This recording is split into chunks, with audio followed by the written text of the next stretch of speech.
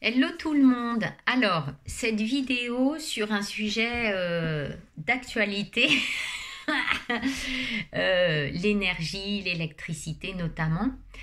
Alors, ces derniers temps, il s'est enclenché tout un tas de trucs en lien avec ça. Donc, c'est très étrange, mais en même temps, c'est quand même le sujet actuel.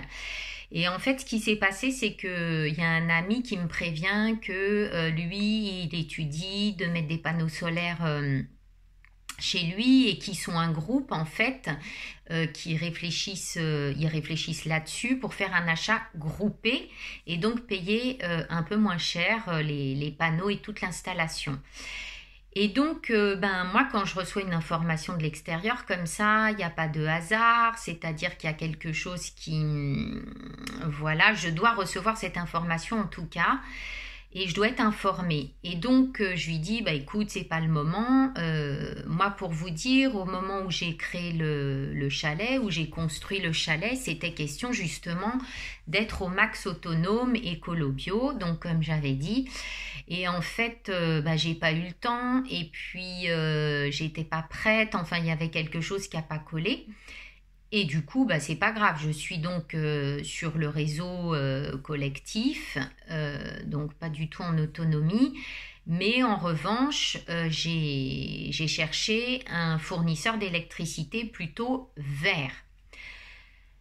Alors, j'avais fait une vidéo, n'est-ce pas, sur ces fameux fournisseurs verts qui n'en sont pas du tout, puisque, comme par hasard, donc depuis que j'ai rencontré cet ami qui me parle des panneaux solaires, je tombe sur des vidéos relatives à l'énergie, l'électricité, les panneaux solaires, etc. Et je suis tombée sur une vidéo qui parle justement de tous ces fournisseurs qui ne sont en fait que des revendeurs. Il faut bien dire ce qui est, ça n'a pas de lien avec l'énergie verte. Donc moi je suis au courant puisque je vous ai fait une vidéo sur le sujet que vous pouvez aller rechercher sur l'Oasis de Ceuzay, où je parlais en fait de la supercherie. Là où j'étais à peu près contente, c'est que Mint Energy, qui est mon fournisseur actuel, plantait des arbres. En fait, je participais au fait de replanter des arbres, ce qui est pas mal en soi.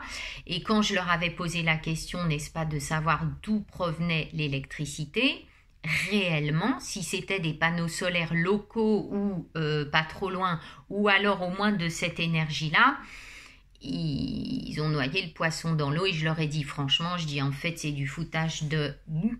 Parce qu'en fait ils se fournissent chez EDF, ils revendent et en plus ce qui est énergie éolienne, panneaux solaires, etc. c'est un pourcentage infime. Donc, cela étant dit, je suis quand même restée chez Mint Energy.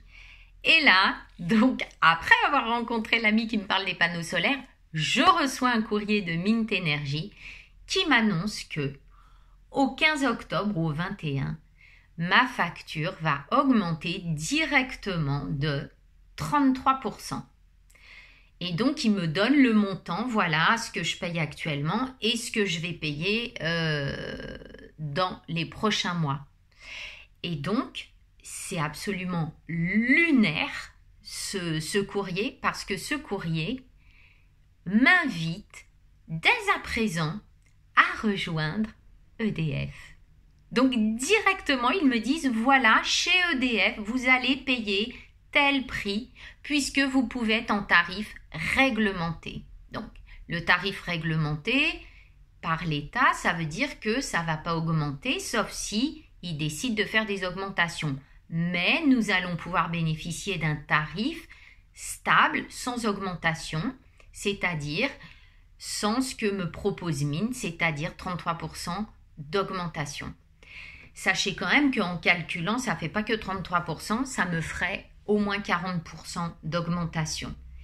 Il est évident, les amis, que je ne suis pas maso, je ne vais pas rester chez Mint Energy pour payer 40% de facture en plus. Donc, que fais-je? Je suis obligée, si je veux avoir un tarif normal à payer, d'aller chez EDF. Est-ce que vous imaginez, non mais toute la machination du truc.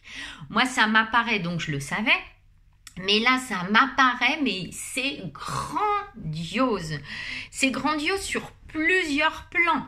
C'est-à-dire que en fait, ils font absolument tout ce qu'ils veulent sur tous les plans, que ce soit sur le plan de l'énergie ou d'autres plans. Les amis, il faut bien conscientiser tout ça. Bon, moi, je le sais, j'en suis consciente depuis des mois. Et là, si vous voulez, ça se voit vraiment là, vraiment dans la matière, mais c'est énorme, énorme. Là, moi, j'ai dû m'asseoir parce que donc, ils font tout ce qu'ils veulent. Ils peuvent nous faire aller et venir sur les marchés concurrentiels ou pas. En fait, tout est parfaitement canalisé et géré. Je suis obligée d'aller chez EDF. Donc, pour l'instant, je vais faire ça. Et comme par hasard, donc, je reçois ce courrier qui va me faire changer et donc les panneaux solaires se représentent à moi. Et c'est super intéressant aussi cette histoire de panneaux solaires. Là, je suis allée à une journée porte ouverte avec cet ami qui m'en a parlé. Et qu'est-ce qui est dit et redit? Vous savez que quand vous avez des panneaux solaires, alors je ne vais pas faire du tout de technique parce que je ne m'y connais pas du tout, mais voilà, moi je vous pose juste ma perception qui est encore une fois de toute façon une grande arnaque, puisque nous sommes toujours dépendants d'EDF, sauf si je deviens totalement autonome, coupé donc du réseau EDF. Cela suppose, en tant qu'autonome, que j'accepte aussi à certains moments de ne pas avoir assez de fourniture d'électricité par mes batteries. Donc, je reviens juste sur le système. Les panneaux, si j'installe des panneaux solaires sur mon toit sans batterie, je suis de toute façon sur le réseau EDF. Et ce que j'ai réalisé ce matin, le truc de dingue, c'est qu'en fait, finalement, EDF, l'État, nous font poser des panneaux solaires sur nos toits, dans nos jardins, etc. à nos frais. Oui, je sais, il peut y avoir des aides, on est bien d'accord. Mais à voir, parce que très souvent, c'est dans des modifications de système et quand vous êtes dans du neuf, je ne sais pas. Bref, je vais me renseigner là-dessus, je ne veux pas dire d'ânerie. Donc en fait, si je pose des panneaux solaires, en fait, je suis toujours esclave du réseau EDF, sans batterie. Ça veut dire que je produis de l'électricité, quand il y a du surplus, ça va directement chez EDF. Alors effectivement, ils me rachètent les kilowatts en surplus, mais moi, quand j'en ai pas assez, de toute façon, je suis obligée de leur racheter. Bref, on est toujours dans le même système. Et en plus, qu'est-ce qu'ils vont me racheter? Le prix auquel ils vont me racheter mes kilowatts n'est pas celui auquel je vais leur acheter. Donc, si vous voulez, il y a de l'arnaque en permanence sur tout. Donc là, c'est un truc de dingue parce que de toute façon, avec ce qui se présente là sur le plan de l'énergie et les coupures cet hiver, etc. Moi, je vous dis franchement, j'ai pas peur du tout, je m'en fous. Je ferai un feu dans le jardin. En fait, c'est bon quoi. Avec les voisins, je pense on pourra s'arranger. C'est sûr qu'à la campagne, c'est beaucoup plus simple, je pense, qu'en ville. Je suis remontée, il y a de l'énergie. Donc, ce que j'ai vu sans les batteries, c'est que je suis de toute façon esclave de leur système. Ensuite, si j'ai des batteries, il y a la solution entre deux, où je suis toujours reliée à EDF, c'est-à-dire que quand j'ai plus assez d'électricité dans mes batteries, je peux cliquer pour être sur le réseau général d'EDF et avoir de l'énergie et de l'électricité. Donc ça, c'est le Milieu. Ça, c'est plus quand on est dans une grande maison. Moi, à mon avis, mon chalet, ce serait ça, parce que j'ai une petite consommation, mais j'ai quand même une consommation et je ne sais pas du tout ce que ça donnerait en autonomie totale, c'est-à-dire plus relié au réseau. Moi, je pense, en tout cas aujourd'hui, et bien sûr, je vais approfondir, puisque là, ça y est, je suis lancée sur le sujet. Donc, en fait, ce que je vais faire, c'est avoir quand on est en autonomie totale, c'est-à-dire coupé du réseau EDF, la surface par rapport aux batteries, etc. Je crois que l'installation est très très chère si on se fournit en France. Et en revanche, si on se fournit à l'étranger, ça peut être beaucoup moins cher. Donc pareil, il y a encore des incohérences qu'on n'a jamais sur le plan local ou en France, des possibilités de se fournir. Il y a vraiment des gros problèmes, je trouve, aujourd'hui, sur tous les plans, en fait, dans les mécaniques. Ça paraît complètement dingue qu'un pays comme la France puisse pas fournir des batteries pas trop chères, des panneaux pas trop chers. Enfin bon, voilà, moi je trouve que c'est complètement hallucinant tout ça. Donc voilà, il y a les 3 solutions. Il y a la solution complètement reliée à EDF, comme je vais faire, parce que je vais être obligée de basculer chez EDF là pour j'ai pas le choix. Pour avoir une facture stable, en tout cas qui double pas, enfin pas doublée mais une demi-fois en plus.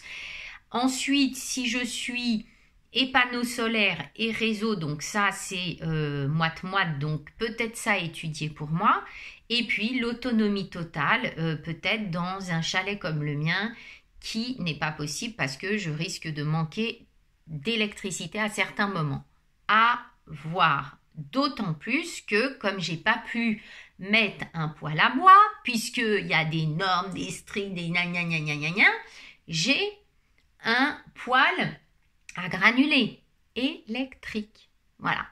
Donc du coup, tout est fait, mais ça on le sait, pour une dépendance totale à ce qui est proposé pour qu'on soit dans le rouage, etc. Bref, bon, ça je le sais, moi je m'excite pas là-dessus parce que en fait, enfin là je suis un peu excitée parce que en fait je suis en train de voir comment je peux goupiller le truc dans le futur, mais en fait je sais qu'on est à cheval vraiment sur 2 époques, deux modes de fonctionnement avec l'énergie, avec tout en fait, et ça reflète juste notre dépendance à l'État sur énormément de plans et même tout ce qui est nourriture, etc. Moi, je vois là la nourriture, mais j'ai une abondance autour de moi. À chaque fois, on m'appelle pour des fruits, des légumes, on m'en offre, etc. Mais je remercie, vraiment, je remercie parce qu'en fait, c'est vraiment une ouverture vers complètement autre chose. Ici, à la campagne, je vous raconte pas, quoi. Bon, si je vous raconte justement. Alors voilà, c'est ce que j'avais envie de vous dire là où j'en suis. Et puis comme c'est un gros sujet là actuellement, voilà, qu'on puisse tous avancer ensemble. Moi, le copain, il est en train de m'informer. Je suis allée à ses portes ouvertes juste pour poser quelques questions, donc ça m'a informée aussi. Par exemple, à la porte ouverte, à cette boîte, il ne propose pas de batterie. C'est-à-dire que eux, ils vont proposer des panneaux solaires, mais qui sont avec le réseau EDF. Un point, c'est tout. Donc, vous voyez un peu les limitations à chaque fois. C'est complètement fou, quoi. Bon. Voilà. Alors, bonne continuation à vous. Et puis, suite au prochain épisode, peut-être sur le plan énergie ou pas, on verra. Donc, voilà. Je vous fais plein de bisous. Ciao, ciao!